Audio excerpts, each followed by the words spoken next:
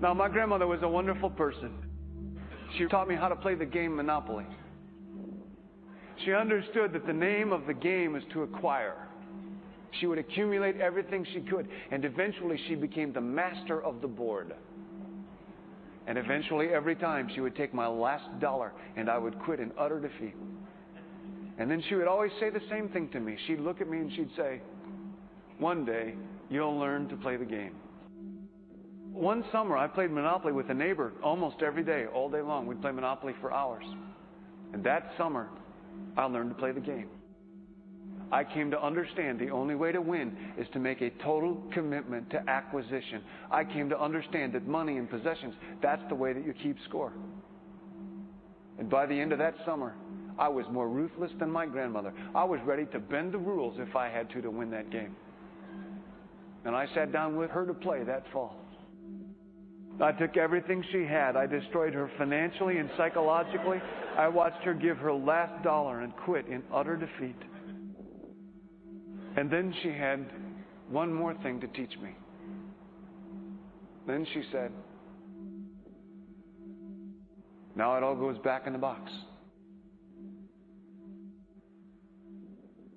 All those houses and hotels, all the railroads and utility companies, all that property and all that wonderful money. Now it all goes back in the box. I didn't want it to go back in the box. "No," she said. "None of it was really yours. You got all heated up about it for a while. But it was around a long time before you sat down at the board. And it will be here after you're gone. Players come and players go. But it all goes back in the box. Houses and cars,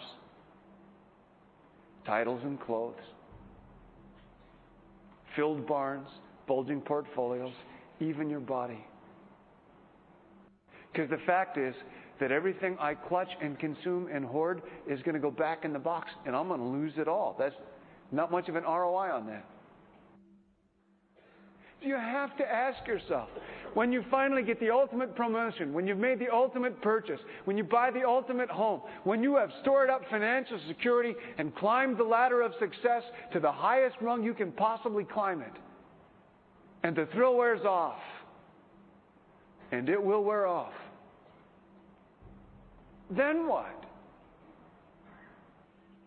How far do you have to walk down that road before you see where it leads?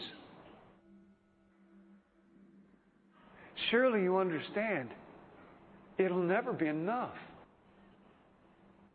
So you have to ask yourself the question, what matters?